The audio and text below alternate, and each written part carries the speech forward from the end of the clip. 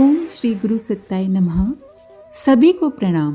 गुरुवर आगे लिखते हैं, हमने हमारे पूज्य गुरुदेव के दिए गए तीनों काम यथावत पूरी तत्परता और तन्मयता के साथ संपन्न किए और साथ ही गुरुदेव जब जब हिमालय बुलाते रहे तब तब जाते रहे।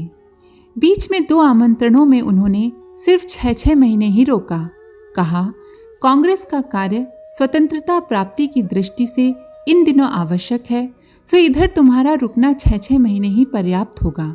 उन 6 महीनों में हमसे क्या कराया गया एवं क्या कहा गया, यह सर्वसाधारण के लिए जानना जरूरी नहीं है।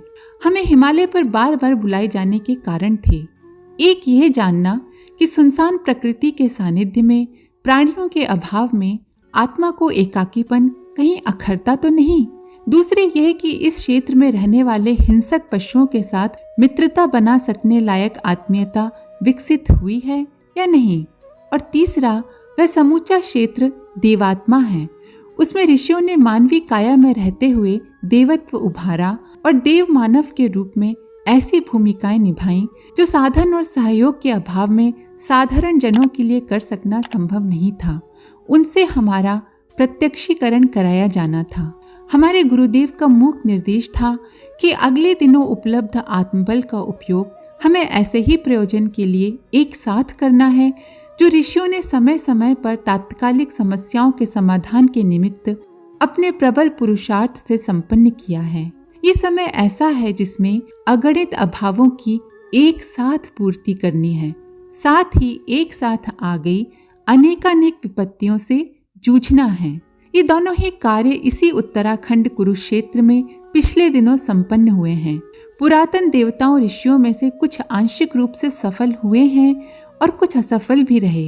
इस बार एकाकी सब प्रयत्न करने और समय की मांग को पूरा करना है। इसके लिए जो मोर्चेबंदी करनी है उसकी झलक झांकी समय रहते कर ली जाए, ताकि कंधों पर आने वाले उत्तरदायित्वों की पूर्व जानकारी रहे और पूर्वज किस प्रकार दाव पेच अपनाकर विजय श्री को वर्ण करते हैं, इस अनुभव से कुछ न कुछ सफलता मिले। ये तीनों ही प्रयोजन समझने, अपनाने और परीक्षा में उत्तीर्ण होने के निमित्त ही हमारी भावी हिमालय यात्राएं होनी हैं, ऐसा उनका निर्देश था। आगे उन्होंने बताया, हम लोगों की तरह तुम्हें भी सूक्ष्म शरीर के माध्यम से अति महत्वपूर्ण कार्य करने होंगे। इसका पूर्वाभ्यास करने के लिए ये सीखना होगा कि स्थूल शरीर से हिमालय के किस भाग में कितने समय तक किस प्रकार ठहरा जा सकता है और निर्धारित उद्देश्य की पूर्ति में संलग्न रहा जा सकता है। सहज शीत ताप के मौसम में जीवन उपयोगी सभी वस्तुएं मिल जाती हैं। शरीर पर भी ऋतुओं का असहाय दबाव नहीं पड़ता, किंतु हिमालय क्षेत्र के असुविधा वाले प्रदेश में स्वल्प साधनों के सहारे कैसे रहा जा सकता है, यह भी एक कला है, साधना है। जिस प्रकार नट शरीर को साध कर अनेक प्रकार के कुतूहलों का अभ्यास कर लेते हैं, लगभग उसी प्रकार का अभ्यास है जिसमें नितांत एकाकी रहना पड़ता है, पत्तियों और कंदों के सहारे निर्वाह करना पड़ता है और हिंस्र जीव जंतुओं के बीच रहते हुए अपने प्राणों को बचाना पड़ता है। जब तक स्थूल शरीर है तभी तक ये झंझट है। सूक्ष्म शरीर में चले जाने पर वे आवश्यकताएं समाप्त हो जाती हैं जो स्थूल शरीर के साथ जुड़ी हुई हैं। सर्दी गर्मी से बचाव, क्षुधा, पिपासा का निवारण, निद्रा और थकान का दबाव, ये सब झंझट स्थूल शरीर की स्थिति में ही रहते हैं।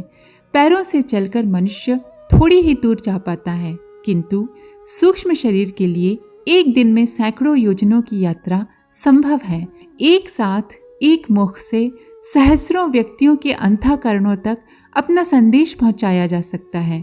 दूसरों की इतनी सहायता सूक्ष्म शरीरधारी कर सकते हैं जो स्थूल शरीर में रहते संभव नहीं। इसीलिए सिद्ध पुरुष सूक्ष्म शरीर द्वारा काम करते हैं। उनकी साधनाएं भी स्थूल शरीर वालों की अपेक्षा भिन्न हैं। स्थूल शरीरधारियों की एक छोटी सीमा है। उनकी बहुत सारी शक्ति तो शरीर की आवश्यकताएं जुटाने में, दुर्बलता, रुग्णता, जीर्णता आदि के व्यवधानों से निपटने में ही खर्च हो जाती हैं। किंतु लाभ ये है कि प्रत्यक्ष दृश्यमान कार्य स्थूल शरीर से ही हो पाते हैं। दूसरे व्यक्तियों के साथ घुलना मिलना, मिलना जुलना, आदान प्रदान स्थूल शरीर के सहारे ही संभव है।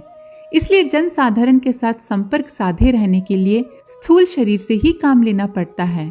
फिर वो जराजीर्ण हो जाने पर अशक्त हो जाता है और त्यागना पड़ता है। ऐसी स्थिति में उस शरीर द्वारा आरंभ किए गए काम अधूरे रह जाते हैं। इसलिए जिन्हें लंबे समय तक ठहरना है और महत्वपूर्ण व्यक्तियों के अंतराल में प्रेरणाएं एवं क्षमताएं देकर बड़े काम कराते रहना है, उन्हें सूक्ष्म शरीर में प्रवेश करना पड़ता है। हमारे गुरुदेव आगे बोले, जब तक तुम्हारे स्थूल शरीर की उपयोगिता रहेगी तभी तक वह काम करेगा। इसके उपरांत उसे छोड़कर सूक्ष्म शरीर में चले जाना होगा।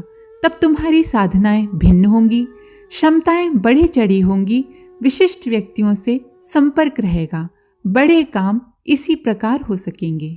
उन्होंने आगे कहा, उचित समय आने पर तुम्हारा परिचय देवात्मा हिमालय क्षेत्र से कराना होगा। गोमुख से पहले संत महापुरुष स्थूल शरीर समेत निवास करते हैं। इस क्षेत्र में भी कई प्रकार की कठिनाइयां हैं। इनके बीच निर्वाह करने का अभ्यास करने के लिए एक साल वहां निवास करने का क्रम बना देने की योजनाएं बनाई हैं। इसके अतिरिक्त हिमालय का हृदय, जिसे अध्यात्म का ध्रुव केंद्र कहते हैं, उसमें 4 दिन ठहरना होगा। हम तुम्हारे साथ रहेंगे। सूक्ष्म शरीरधारी उसी क्षेत्र में इन दिनों निवास करते हैं। पिछले हिम युग के बाद परिस्थितियां बदल गई हैं। जहां धरती का स्वर्ग था, वहां का वातावरण अब देवताओं के उपयुक्त नहीं रहा, इसलिए देवता अंतरिक्ष में रहते हैं। स्थूल शरीर जैसी स्थिति सूक्ष्म शरीर की बनाते रहेंगे। वहां कौन रहता है, किस स्थिति में रहता है, तुम्हें कैसे रहना होगा, ये भी तुम्हें विदित हो जाएगा। दोनों शरीरों का, दोनों क्षेत्रों का अनुभव क्रमशः बढ़ते रहने में तुम इस स्थिति में पहुंच जाओगे जिसमें ऋषि अपने निर्धारित संकल्पों की पूर्ति में संलग्न रहते हैं। संक्षेप में यही है तुम्हें 4 बार हिमालय बुलाने का उद्देश्य। इसके लिए जो अभ्यास करना पड़ेगा, जो परीक्षा उत्तीर्ण करनी पड़ेगी, यह उद्देश्य भी इस बुलावे का है। तुम्हारी पुरस्चरण साधना में इस विशिष्ट प्रयोग से कोई विघ्न नहीं पड़ेगा। पूर्व काल में ऋषिगण गोमुख से ऋषिकेश तक अपनी अपनी रुचि और सुविधाओं के अनुसार रहते थे। वह क्षेत्र अब पर्यटकों, तीर्थयात्रियों और व्यवसायियों से भर गया है, इसलिए ऋषिगणों ने इस क्षेत्र को छोड़ दिया है। अनेक देव मंदिर बन गए हैं ताकि यात्रियों का कौतूहल, पुरातन काल का इतिहास और निवासियों का निर्वाह चलता रहे। हमें बताया गया था कि दुर्गम हिमालय में अदृश्य सिद्ध पुरुषों की पार्लियामेंट है। इसी प्रकार उस क्षेत्र के दिव्य निवासियों को अदृश्य सहायक भी कहा गया है। गुरुदेव ने कहा कि वह सब सत्य है। तुम अपने दिव्य चक्षुओं से यह सब उसी हिमालय क्षेत्र में देखोगे जहां हमारा निवास है। तिब्बत क्षेत्र उन दिनों हिमालय की परिधि में आता था, अब वह परिधि घट गई है। स्थूल शरीरधारी उसे देख नहीं पाते, पर हमें अपने मार्गदर्शक गुरुदेव की सहायता से उसे देख सकने का आश्वासन मिल गया। गुरुदेव ने कहा था, हमारे बुलावे की प्रतीक्षा करते रहना। जब परीक्षा की स्थिति के लिए उपयुक्तता एवं आवश्यकता समझी जाएगी, तभी बुलाया जाएगा। अपनी ओर से उसकी इच्छा या प्रतीक्षा मत करना। अपनी ओर से जिज्ञासावश उधर प्रयाण भी मत करना, वह सब निरर्थक रहेगा। तुम्हारे समर्पण के उपरांत ये जिम्मेदारी हमारी हो जाती है। इतना कहकर वे अंतर्ध्यान हो गए थे। परम पूज्य गुरुदेव के लेख को आज यहीं विराम देते हैं। आप सभी का धन्यवाद। ओम शांति।